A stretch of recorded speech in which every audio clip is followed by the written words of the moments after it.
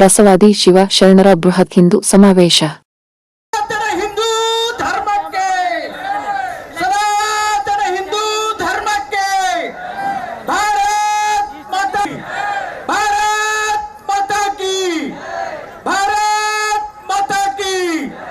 ಬಲಭಾಗದಲ್ಲಿ ನಿಂತ ಎಲ್ಲ ಗಣ್ಯಮಾನ್ಯರು ಷೇರುಗಳಿಂದ ದಯವಿಟ್ಟು ಯಾರು ವೇದಿಕೆ ಮುಂದೆ ನಿಲ್ಬೇಡ್ರಿ. ದಯವಿಟ್ಟು ಕಾರ್ಯಕ್ರಮ ಪ್ರಾರಂಭ ಮಾಡಲಿಕ್ಕೆ ತಾವೆಲ್ಲರೂ ಸಹಕಾರವನ್ನು ಕೊಡಿ. ಈಗ ಬಸವಾದಿ ಶಿವಶರಣರ ಬೃಹತ್ ಹಿಂದೂ ಸಮಾವೇಶದ ಕಾರ್ಯಕ್ರಮವನ್ನ ಈಗ ಕಾಡು ಸಿದ್ದೇಶ್ವರ ಮಹಾಸ್ವಾಮಿಗಳವರು ಈ ಎಲ್ಲ ಒಂದು ಬೃಹತ್ ಸಮಾವೇಶದ ಸನ್ನಿಧಾನವನ್ನ ವಹಿಸಿಕೊಳ್ಳಲಿದ್ದಾರೆ. ವಿಭವ ಪ್ರಧಾನ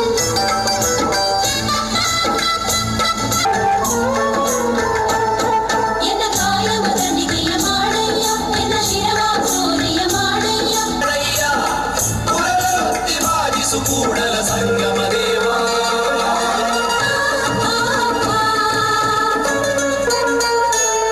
ನಿಮ್ಮ ಶರಣರಿಗೆ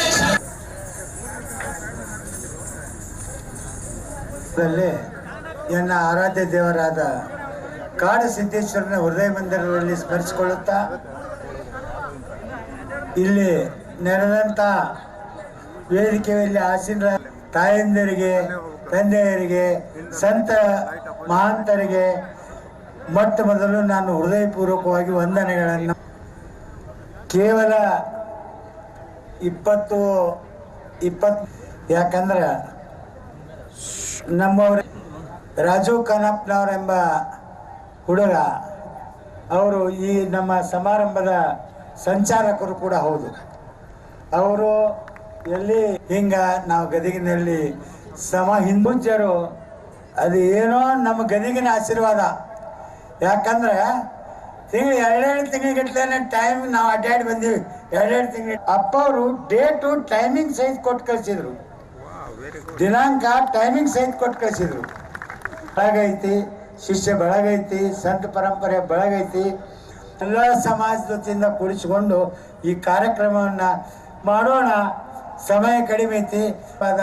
ಪೂಜೆ ಎಲ್ಲ ಶರಣರ ಆಶೀರ್ವಾದ ಅಂತ ತಿಳ್ಕೊಂಡು ಧೈರ್ಯ ಮಾಡಿ ನಾವು ಈ ಕಾರ್ಯಕ್ರಮ ಅಪ್ಪ ಅವ್ರು ಹೇಳಿದ್ದಾರಕ್ಕೆ ಮಾಡ್ಬೇಕಂತ ನಮ್ಮ ವಚನಾನಂದ ಸ್ವಾಮಿಗಳನ್ನ ಸ್ವಾಗತ ಬಯಸ್ತೀನಿ. ನಿಮ್ಮೆಲ್ಲರ ಕೇಂದ್ರ ಬಿಂದು ಆದಂತ ನಮ್ಮ ಅದೃಶ್ಯ ಕಾಡು ಸಿದ್ದೇಶ್ವರ ಸ್ವಾಮೀಜಿಯವರಿಗೆ ನನ್ನ ನಮನಗಳು.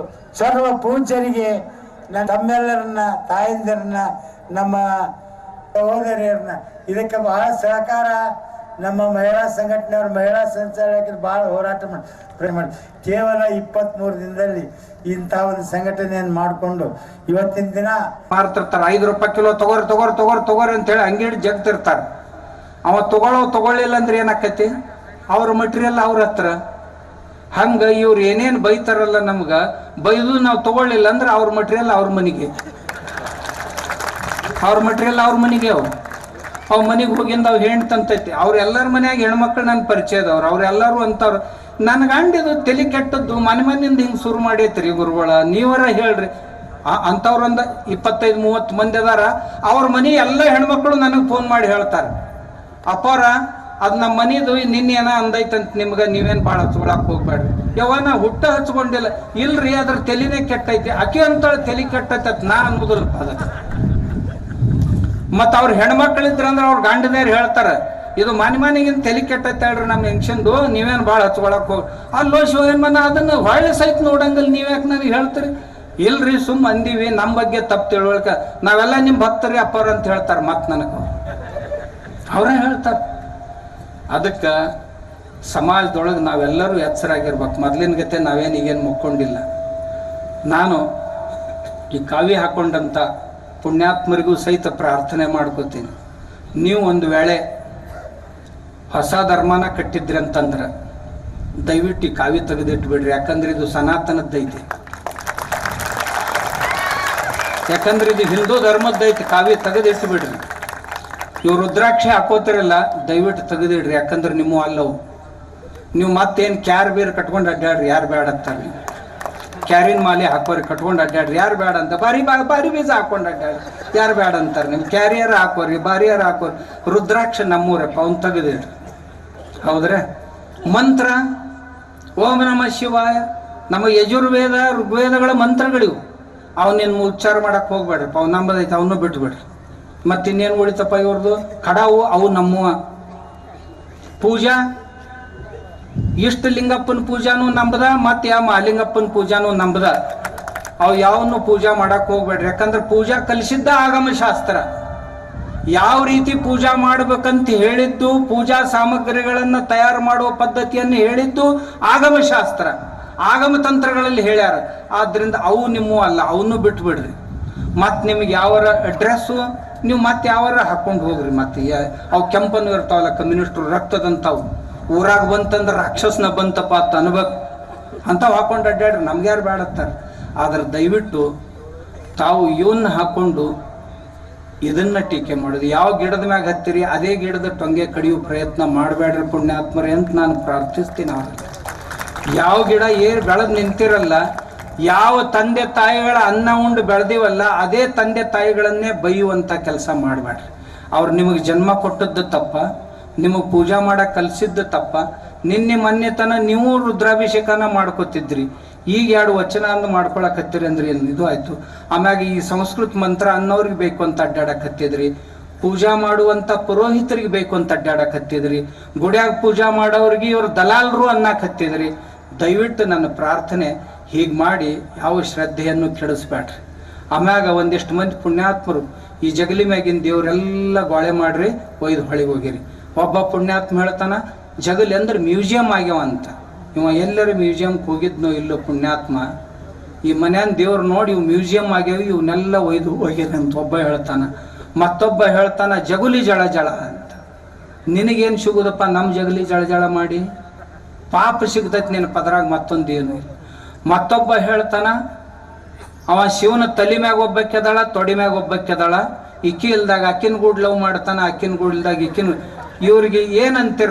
ನಾ ಹೇಳೋದಿಲ್ಲ, ನನ್ನ ಶಬ್ದ ಭಾಳ ಕಠೋರ ಅದಾವ, ನೀವು ಕೇಳಿರಿ. ಆದ್ರೆ ಈ ಪುಣ್ಯಾತ್ಮರು ನಿಮ್ಮ ಊರಾಗ ಬಂದಾಗ ಅವ್ರ ಕಾಲಿಗೆ ಬಿದ್ದು ಕೇಳ್ರಿ, ಇದು ನಿಮ್ಮ ಬಾಯಿಗೆ ಶೋಭಿಸ್ತೈತನ ಪುಣ್ಯಾತ್ಮ ಶಿವನಿಗೆ ಹಿಂಗೆ ಬೈದು ಕೇಳ್ರಿ. ಮತ್ತೊಬ್ಬ ಪುಣ್ಯಾತ್ಮರಂತಾರ, ಅವ ವೀರಭದ್ರ ಗಿಡ್ಡ ಬೋಳಿ ಮಗ. ಯಾಕ್ರಿ ಇವೆಲ್ಲ ದೇವರಿಗೆ ನಿಮ್ಮ ಸಂಭಾಷಣೆಗಳು, ಸಂಬೋಧನೆಗಳು? ಮತ್ತೊಬ್ಬ ಅಂತಾನ, ಈ ಲಕ್ಷ್ಮಿ ಯಾವ ಲಕ್ಷ್ಮಿ? ಜೂಲಿ ಲಕ್ಷ್ಮಿ. ಇದನ್ನೆಲ್ಲ ನಾವು ನೀವು ಕೇಳೋದ. ಈ ಸಭೆ ಯಾಕೆ ಅನ್ನೋದನ್ನ ಹೇಳಕತ್ತೀನಿ. ಇವ್ರಿಗೆಲ್ಲ ಬುದ್ಧಿ ಕಲಿಸೋ ಸಲುವಾಗಿ ಸಭೆ ಇದು. ಇಂಥವ್ರು ಏನದಾರಲ್ಲ, ಇಷ್ಟಾಗಿನೂ ಸಹಿತ ಮತ್ತೇನನ್ನಕತ್ಯಾರ ಈಗ, ನೀವು ನಂಬದು ಕೇಳಿದ್ರಿ ಸರಿ, ಕೇಳಲಿಲ್ಲ ಅಂದ್ರೆ ನಿಮ್ಮನ್ನ ತಿರುವಾಡಿ ಬಡಿತೀವಿ ಅಂತ. ನಮ್ಮ ಮಾತು ಕೇಳಲಿಲ್ಲ ಅಂತಂದ್ರೆ ನಿಮ್ಮನ್ನ ಕುತ್ತಿಗೆನೇ ಹೆಚ್ಚಗ್ತೀವಿ ಅಂತ. ಇದೆಲ್ಲಿ ಭಾಷೆ ರೀ? ತಾಲಿಬಾನಿ ಭಾಷೆ ಇದು. ನಮ್ಮ ಖುರಾನ ಒಪ್ಕೊಳ್ಳಿಲ್ಲ ಅಂತಂದ್ರೆ ಸರ್ ತನ್ಸೆ ಜುದಾ ಅಂದ್ರೆ ನಿಮ್ಮ ಮುಂಡಕೈತಲ್ಲ ಇದು ಶರೀರದಿಂದ ಬೇರೆ ಮಾಡ್ತೀವಿ ಅಂತ ಅವ್ರು ಅಂತಿದ್ರು ಮೊದಲ. ಈಗ ಇವ್ರು ಅನ್ನಕ್ಕೆ ಶುರು ಮಾಡಿದ್ರಲ್ರಿ. ಮತ್ತು ಅದರಾಗ ಒಬ್ಬ ಹೇಳ್ತಾನ, ಇಸ್ಲಾಂ ಶಾಂತಿ ಕಾ ಧರ್ಮ ಹೇ, ಶಾಂತಿಯ ಧರ್ಮ, ಜಕಾತ್, ನಮಾಜ್. ಯಾವ ಭಾಳ ಚಂದ ಮಾತಾಡ್ತಾನ್ರಿ, ಅವ್ನು ಕೇಳ್ಬೇಕು. ಅವನು ಹಿಂಗ ಇಟ್ಕೊಂಡನ ಜರ ಪುಣ್ಯಾತ್ಮ. ನಮ್ಮ ಜನರ ಬುದ್ಧಿ ಭ್ರಮೆಯನ್ನು ಈ ರೀತಿ ಮಾಡಬೇಡ್ರಿ. ಮಾಡಿ ಎಲ್ಲಿಗೆ ಬಂದೈತೆ ಹೇಳ ನಿಮ್ಗೆ. ಕೊನೆಗೆ ಈ ಮಾತನ್ನು ಹೇಳಿ ಮುಗಿಸ್ತೀನಿ ನಾನು. ಗದಗ ಜಿಲ್ಲೆಯೊಳಗ ನೈಜ ಪ್ರಕರಣಗಳ ಘಟಿಸಿದಂಥವುಗಳನ್ನು ನಾವೇನು ಭ್ರಮಿತರನ್ನಾಗಿ ಮಾಡ್ಲಿಕ್ಕೆ ಹತ್ತೇವಲ್ಲ, ಈ ರೀತಿ ಮಾಡಿ ನಮ್ಮ ಧರ್ಮದ ಮೇಲಿನ ಶ್ರದ್ಧೆಯನ್ನು ಹಾಳು ಮಾಡಿ ಬೇರೆ ಧರ್ಮವನ್ನು ಸ್ವೀಕರಿಸಲಿಕ್ಕೆ ದಾರಿಯನ್ನು ಮಾಡಿಕೊಡ್ತಾ ಇದ್ದಾರೆ ಇವರು. ಇವ್ರೇನು ಬಸವಣ್ಣನ ಹೆಸರಲ್ಲೇ ಹೇಳಕ್ ಬಂದಾರಲ್ಲ, ಇವರು ನಮ್ಮ ಧರ್ಮದ ಮೇಲಿನ ಈ ರೀತಿ ಮಾತಾಡಿ ನಮ್ಮ ದೇವರು ಧರ್ಮದ ಮೇಲಿನ ಶ್ರದ್ಧೆಯನ್ನು ಹಾಳು ಮಾಡಿ ನೀವು ಕ್ರಿಶ್ಚಿಯನ್ನರ ಆಗ್ರಿ, ಮುಸಲ್ಮಾನರ ಆಗ್ರಿ ಅಂತ ದಾರಿ ಮಾಡಿ ಕೊಡಕ್ ಹತ್ತಾರ ಇವರು. ಅದರ ಪ್ರತ್ಯಕ್ಷ ಉದಾಹರಣೆಗಳನ್ನು ನಿಮಗೆ 1 ನಿಮಿಷನಾಗ ಹೇಳಿಬಿಡ್ತೇನೆ. ಇದೇ ಗದಗ ಜಿಲ್ಲೆಯ ನರೇಗಲ್ದೊಳಗ ಲಿಂಗಾಯತ ಬಣಜಿಗ ಸಮಾಜದ SSLCಯಲ್ಲಿ 92% ಪಾಸ್ ಆದಂತ ಕೋರಿ ಶೆಟ್ರ್, ಸ್ನೇಹ ಕೋರಿ ಶೆಟ್ರ್ ಅಂತಕ್ಕಂಥ ಹುಡುಗಿ 150 ಎಕರೆ ಜಮೀನ್ದಾರನ ಮಗಳು ಲವ್ ಜಿಹಾದಿಗೆ ಬಲಿ ಬಿದ್ಲು. ಅಷ್ಟೇ ಬಿದ್ದು ಹೋಗಿಲ್ಲ, ಈಗ ಅವ ಏನಿದ್ನಲ್ಲ ಹೋತಪ್ಪ,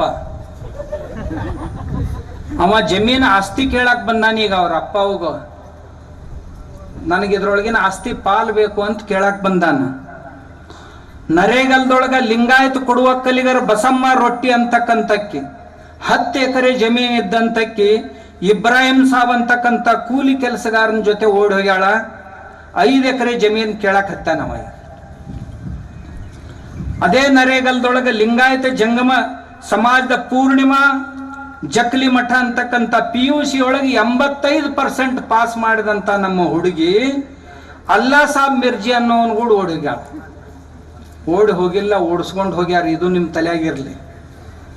ಗದಗ ಜಿಲ್ಲೆಯ ಲಿಂಗಾಯತ ಜಂಗಮ ಸಮಾಜದ ಕಳಸಾಪುರದಲ್ಲಿ ವಿಶಾಲ ಸರಗಣಾಚಾರಿ ಮಠ ಅಂತಕ್ಕಂಥ ನರ್ಸ್ ಕೆಲಸ ಮಾಡುವಂತ ಈ ನಮ್ಮ ತಂಗಿ ತಂದೆ ಮನೆಯಿಂದ 2 ಲಕ್ಷ ಹಣ ದೋಚ್ಕೊಂಡು ಹೋಗಿ ಅವ್ ಕೊಟ್ಟ. ಗದಗ ಜಿಲ್ಲೆಯ ಲಿಂಗಾಯತ ರೆಡ್ಡಿ ಕವಿತಾ ಇನಾಮತಿ ಅಂತಕ್ಕಂಥ ಹುಡುಗಿ 2ನೇ ಹೆಂಡತಿ ಅಂತ ಅವನಗೂಡ್ ಹೋಗ್ಯಾಳ. ಅವನು ಮೊದಲೊಬ್ಬ ಕೆದಾಳ, ಈಕೆ 2ನೇದಕ್ಕಾಗಿ ಹೋಗ್ಯಾಳ. ಲಿಂಗಾಯತ ಜಂಗಮ ಸುಶೀಲಾ ಹಿರೇಮಠ ಅಂತಕ್ಕಂಥಕ್ಕೆ 3ನೇ ಹೆಂಡತಿಯಾಗಿ ಹೋಗ್ಯಾಳ. ಅವ್ನು ಮೊದಲೊಬ್ಬ ಕೆದಾಳ, ಹಿಂದಗಡೆ 3ನೇ ಹೆಂಡತಿಯಾಗಿ ಹೋಗ್ಯಾಳ. ಮೀರಾ ಸಾಬ್ ಬೋಪಾಳ್ ಅಂತಕ್ಕಂಥ ರೌಡಿಯ ಜೊತೆ ಈ ಹುಡುಗಿಯರು ಹೆಣ್ಮಕ್ಳು ಹೋಗಿದ್ದಾರೆ.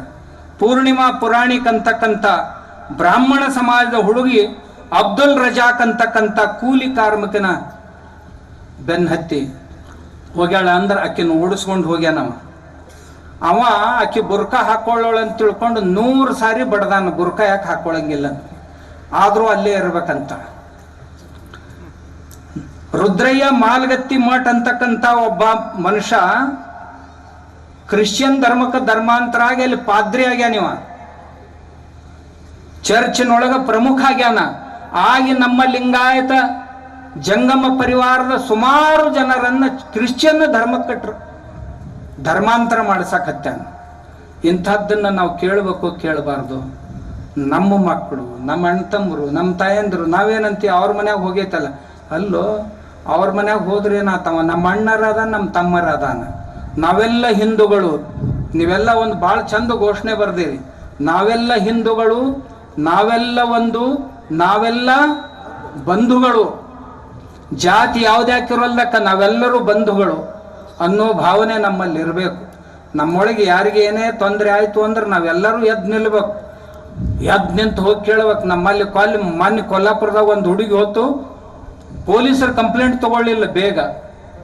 ಕಡಿಕ ನಮ್ಮ ಧರ್ಮ ಜಾಗರಣದವ್ರಿಗೆ ಹೇಳಿದೆ, ನೋಡ್ರಪ್ಪ ಹೋಗಿ ನೋಡ್ಬರ್ರಿ ಅಂತ. ಅವ್ರು ಹೋದ್ರು.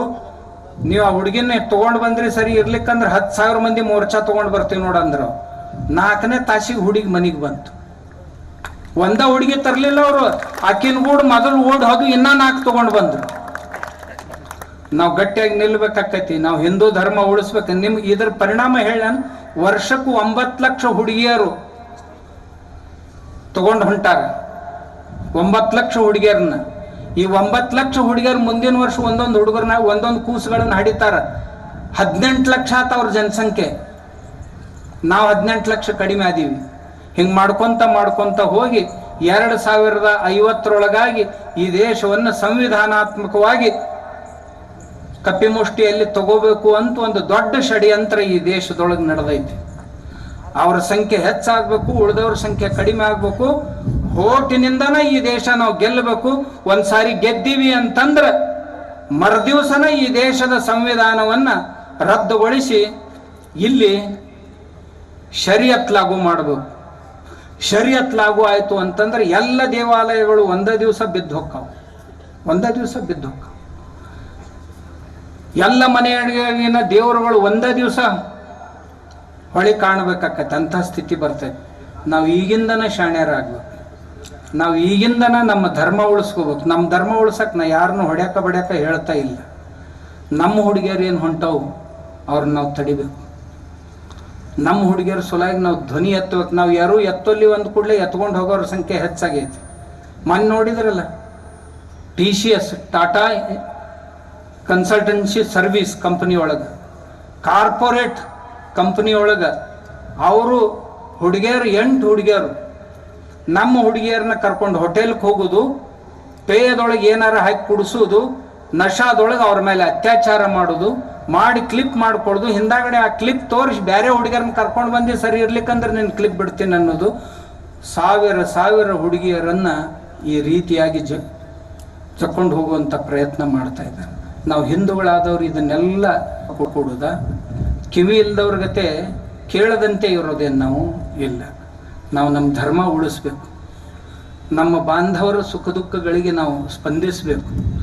ಇದು ಏನು ಒಂದು ಕಡೆ ಎರಡು ಕಲ್ಲ. ಈಗ ಟ್ರಾವೆಲ್ ಜಿಹಾದ್ ಅಂತ ಒಂದು ಹೊಸದು 15 ದಿವಸದ ಹಿಂದೆ ಶುರುವಾಗಿ, ರಾತ್ರಿ ಟ್ರಾವೆಲ್ ಬಸ್ಗಳಲ್ಲಿ ಪ್ರಯಾಣ ಮಾಡ್ತಾ ಇರುವಾಗ ಹೆಣ್ಮಕ್ಳು ಒಬ್ಬರೇ ಇದ್ರಂದ್ರೆ ಅವ್ರ ಮ್ಯಾಗ ಅತ್ಯಾಚಾರ ಮಾಡೋದಲ್ಲಿ ಏನ್ರ ಮೂಗಿಗೆ ವಾಸನೆ ಕೊಟ್ಟ ಅವ್ರನ್ನ ಬೇಶುದ್ಧ ಮಾಡಿ ಅತ್ಯಾಚಾರ ಮಾಡಿ ಆ ಕ್ಲಿಪ್ ತಗೊಂಡು ಅದನ್ನು ಪ್ರತಿ ದಿವಸ ಬೆದರಿಕೆ ಹಾಕಿ ಇಕ್ಕಿನ ಕರ್ಕೊಂಡು ಬಾ, ಅಕ್ಕಿನ ಕರ್ಕೊಂಡು ಬಾ, ನೂರಾರು ಮಂದಿಗಳನ್ನು ತಮ್ಮ ಜಾಲಗಳಲ್ಲಿ ಜಗ್ಗುವಂಥ ಬಹುದೊಡ್ಡ ಷಡ್ಯಂತ್ರ ನಮ್ಮ ದೇಶದಲ್ಲಿ ನಡೀತಾ ಇದೆ. ಇದು ಎಲ್ಲರೂ ಮಾಡ್ತಾ ಇದ್ದಾರೆ ಅಂತಲ್ಲ, ಇದರ ಅರ್ಥ ಎಲ್ಲ ಮುಸಲ್ಮಾನರಲ್ಲಿಯೂ ಈ ಸಂಶಯನ ತಾಳಬಾರ್ದು. ನಮ್ಮ ದೇಶದಾಗ 2 ಮುಸಲ್ಮಾನ್ ಧರ್ಮಗಳದಾವ, ಒಂದು ಅಲ್ಲಾ ಕಾ ಇಸ್ಲಾಂ, ಏಕ್ ಮುಲ್ಲಾ ಕಾ ಇಸ್ಲಾಂ. ಅಲ್ಲಾ ಕಾ ಇಸ್ಲಾಂ ಏನೈತಲ್ಲ ಅವ್ರು ಬೇಷದಾರ, ಹಳ್ಳಿಯಾಗಿನ ನಮ್ಮ ಅಣ್ತಂಬ್ರಂಗ ಇರ್ತಾರೆ. ಅಲ್ಲಾ ಕಾ ಇಸ್ಲಾಂ, ये मुल्ला का इस्लाम जो है ना बहुत खतरनाक है. ಈ ಮುಲ್ಲಾಗಳ ಇಸ್ಲಾಂ ಏನೈತಲ್ಲ, ಇದು ಎಲ್ಲಿ ಯಾಕೆ ಕುರಾನ್ದಾಗೂ ಬರ್ದಿಲ್ಲ, ಇದು ಜಾಳ್ಗಿ ಎಲ್ಲಿ ಬರ್ದಿಲ್ಲ. ಸಣ್ಣ ತಮ್ಮನ ಸೊಣ್ಣ ದೊಡ್ಡ ಅಣ್ಣನ ಅಂಗಿ ಎಲ್ಲಿ ಕುರಾನ್ದಾಗ ಬರ್ದಿಲ್ಲ. ಇದು ಕೇವಲ ಮುಲ್ಲಾ ಕಾ ಇಸ್ಲಾಂ. ಇವರ ಈಗ ಇಡೀ ಜಗತ್ತನ್ನು ತಮ್ಮ ಆಡಳಿತಕ್ಕೆ ತಗೋಬೇಕನ್ನೋರು. 60,000 ಮಕ್ಕಳು ಉತ್ತರ ಭಾರತದ 3 ರಾಜ್ಯಗಳಿಂದ ಸಣ್ಣ 3 ವರ್ಷದ 4 ವರ್ಷದ ಮಕ್ಕಳು ಕಾಣೆಯಾಗ್ಯಾರ. ಎಲ್ಲಿ ಹೋಗ್ಯಾರ? ಸಿಖ್ರು ಎಲ್ಲಿ? ಅವರು ಕೇರಳದ ಮಸೀದಿಗಳಲ್ಲಿ ಸಿಖ್ರು. ಪಶ್ಚಿಮ ಬಂಗಾಳದಿಂದ ಸರ್ಕಾರ ಬದಲಿ ಆದ ತಕ್ಷಣ ಬಸ್ ಹತ್ತಾಕ್ ಶುರು ಮಾಡೈತ್ ಮಂದಿ. ಎಲ್ಲಿ ಹೊಂಟ್ರಿ? ಅವ್ರು ಕೋಟಿಗಟ್ಲೆ ಮಂದಿ ಇಲ್ಲೇ ಹುಬ್ಬಳ್ಳಿ ಸ್ಟೇಷನ್ದಾಗ ಹಿಡಿದ್ರು. ಕೇರಳ ಮತ್ತು ಕರ್ನಾಟಕದೊಳಗೆ ಇವ್ರು ಬಂದು ಇಲ್ಲಿ ಬಸ್ತಾನ್ ಕುಡಿಸ್ಕೊಳ್ಳೋ ಲೆಕ್ಕದಾಗ ಅದಾರ.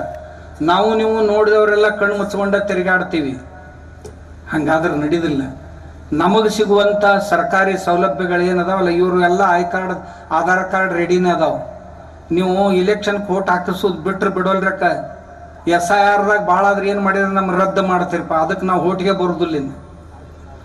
ಆದ್ರೆ ರೇಷನ್ ಕಾರ್ಡ್ ನಮ್ಗೆ ಐತಿ, ನಮಗೆ ಮನಿ ಸಿಗ್ತಾವ ಪುಕ್ಕಟ್ಟೆ, ಆರೋಗ್ಯದ ಉಪಚಾರ ಸಿಗ್ತೈತಿ, ಶಿಕ್ಷಣ ಸಿಗ್ತೈತಿ, ಲಗ್ನದ ರೊಕ್ಕ ಸಿಗ್ತಾವು, ಮತ್ತೆ ಯಾವ್ಯಾವ ಸರ್ಕಾರಿ ಯೋಜನೆ ಎಲ್ಲ ಸಿಗ್ತಾವ. ಅಂದ್ರೆ ಈಗಿದ್ದಂಥ ಕರ್ನಾಟಕದ ಜನರು ಏನು ಇಲ್ಲಿಯ ಸರ್ಕಾರಿ ಭಾಗ್ಯಗಳನ್ನ ಉಣ್ತಾರಲ್ಲ, ಅದ್ರೊಳಗಿನ ಅವರು ಬರೋರು. ಅವ್ರೇನು ಸಣ್ಣ ಸಂಖ್ಯೆ ಇಲ್ಲ, ಕೋಟಿಗಟ್ಲೆ ಅದಾರ. ನಾವು ಈ ಹಿಂದೂ ಜಾಗೃತಿಯನ್ನು ಯಾಕೆ ಕೈಕೊಂಡಿವಿ ಅಂದ್ರೆ ಇದರ ಸಲುವಾಗಿ. ನಾವು ಬಸವಾದಿ ಶರಣರು ನಮ್ಮನ್ನು ಯಾರ್ಯಾರು ಒಳ್ಳೆಯವ್ರು ಅದಾರ ಅವ್ರೆಲ್ಲರನ್ನೂ ಕರ್ಕೊಳ್ಳೋನು. ಆದ್ರೆ ನಮ್ಮ ಕುತ್ತಿಗೆ ಮ್ಯಾಗ ಕಾಲು ಕೊಡಬೇಕು ಅನ್ನೋರಿದ್ರು ಅಂದ್ರೆ ನಾವು ಎಚ್ಚರಾಗೋನು ಅಂತ ಹೇಳಾಕ ಈ ಬಸವಾದಿ ಪ್ರಮಥರ ಈ ಸಭೆಯನ್ನು ಹಮ್ಮಿಕೊಳ್ಬೇಕಾಗೈತಿ.